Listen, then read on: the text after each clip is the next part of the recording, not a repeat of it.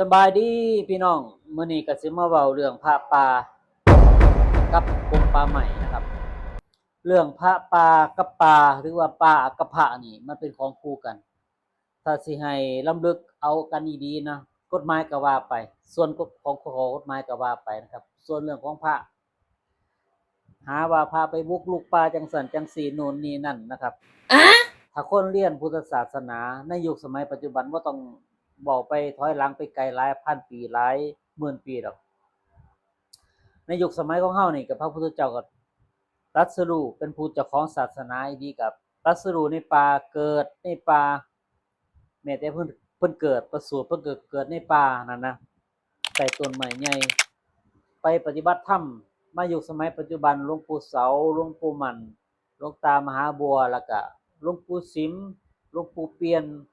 หลวงปู่เหลี่ยมอีกหลายๆหลวงปู่หลวงปู่ลี่หลวงปู่ศรีที่เพิ่นอยู่วัดป่าดังๆนะครับ หลายๆภาคมีทุกภาควัดป่าโดยเฉพาะบ่ว่าแต่วัดสายธรรมยุทธแม้แต่วัดมหานิกายเองสายสำนักของหลวงปู่ซ่าเนาะทั้งอุบลราชธานีวัดป่าหนองวัดหนองป่าพงเพิ่นก็อยู่ป่านะครับอยู่ป่าดงบักใหญ่พระกับป่าน่ะมันของคู่กันเพราะว่าในป่ามันเป็นดินแดนอันสงบสุข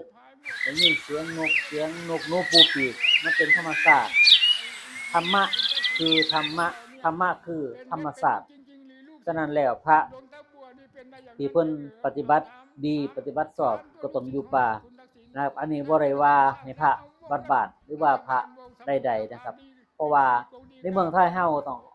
ธรรมยุทธก็คือวัดป่าสายวัดป่าก็คือแต่งตั้งก่อตั้งมาตั้งแต่สมัยรัชกาลที่สี่เพิ่นออกบวชนะครับ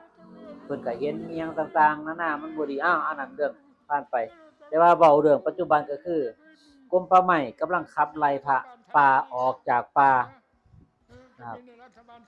หาว่าไปบุกรุกโน่นนี่นั่นจังซั่นจังซี้แต่สมัยผมบวชผมก็อยู่ป่า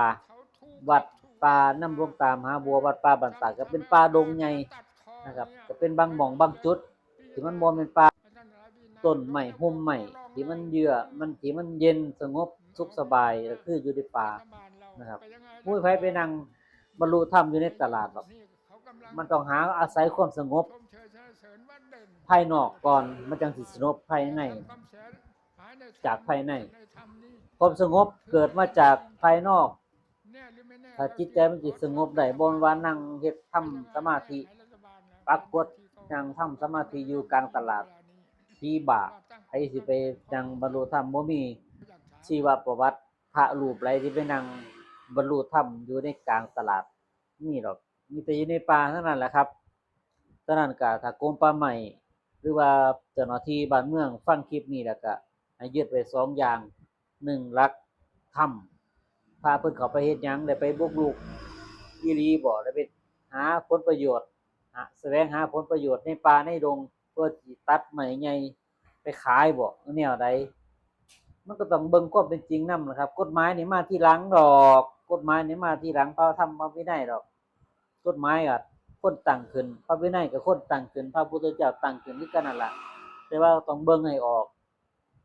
มองให้ออกเบิ่งให้เป็นดูให้ออกว่าเพิ่นเจตนาเพิ่นเข้าไปเฮ็ดหยังนะครับโอ้อยากให้พระพุทธเจ้ายังมีชีวิตอยู่เด้เนาะ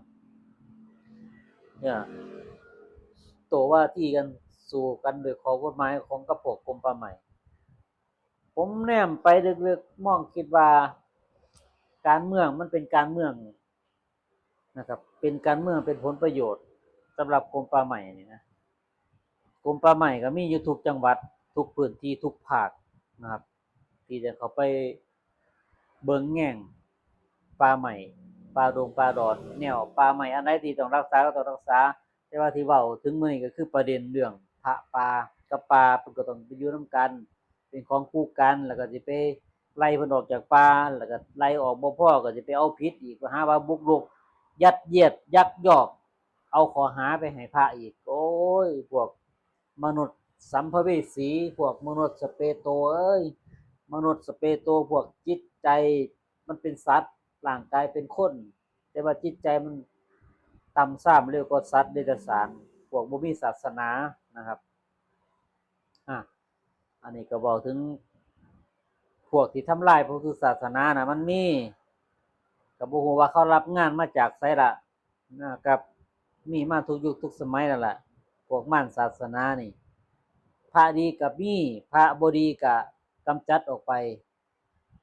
แต่ว่าพระดีๆก็ต้องตรวจสอบเบิ่งก่อนว่าสิไปหาเรื่องใส่พระป่าช่วงปี2ปีมานี้นะครับก่อนสงครามไทยสู้กับเขมรนี่ก็มีสีกาผู้หนึ่งไล่ล่าพระ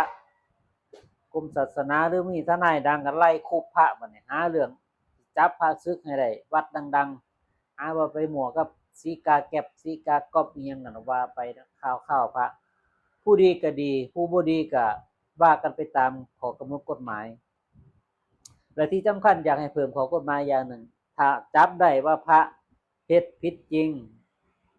มั่วสุมกับสีกาหรือว่ายักยอกทรัพย์กันปาราชิกก็บ่แค่บ่สมควรแค่ว่าสิให้จับศึกอย่างเดียวควรสิมีกฎของกฎหมายเข้ามานำปาราชิกบ่ปาราชิกข้อหาคือหยังเสพเมถุนลักทรัพย์ฆ่ามนุษย์อวดอุตริอันนี้พอพ้นออกมาแล้วเกิดว่าสีกาเขาสิเอาเรื่องหรือบ่เอาเรื่องก็อย่ามันต้องมีบทลงโทษของกฎหมายนำบ่ปล่อยศึกออกไปแล้วก็ปล่อยออกอีกเดี๋ยวมันก็ไปบวชหม่องใหม่ห่มผ้าเข้าไปใหม่อีกเพราะว่าอุปสาก็บ่ได้ตรวจสอบประวัติเด้พระว่าหน้าคนนี้มาที่ไสเฮ็ดผิดอีหยังมาก็บ่ได้บันทึกอีหยังไว้รายละเอียดขนาดนั้นนะครับอันนี้ก็ในฐานะนักบวชเก่าก็นักบวชวัดป่านั่นล่ะนะผมก็อยู่วัดป่าบวชมาก็ไปอยู่นำหลวงตามหาบัวเพิ่นก็ส่งไปอยู่วัดไปอยู่เพิ่นก็หลวงตามหาบัวก็ส่งผมนี่ไปปฏิบัติอยู่วัดถ้ำพระภูบัวอยู่อำเภอเซกาเดี๋ยวนี้มันขึ้นกับบึงกาฬแล้วแต่ก่อนก็อำเภอเซกาขึ้นกับจังหวัดหนองคายแถวเซกาบึงคงหลงก็อยู่กับป่ากับเขาล้วนๆอยู่กับสร้างผู้งัวนี่สร้างหลายหมูป่าก็หลายนะครับฉะนั้นแล้วก็สุดท้ายอยากฝากถึง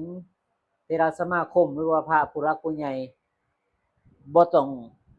คันบ่อยากออกมาปกป้องก็ออกมาแสดงความคิดเห็นแหน่จักหน่อยพระลูกพระหลานพระอยู่ป่าเพิ่นก็สิได้มีกำลังใจปฏิบัตินะครับว่าพระก็สมควรอยู่ไสพระก็ต้องสมควรอยู่ป่าสิไล่พระออกจากป่าเสพระมาอยู่ในบ้านในเมือง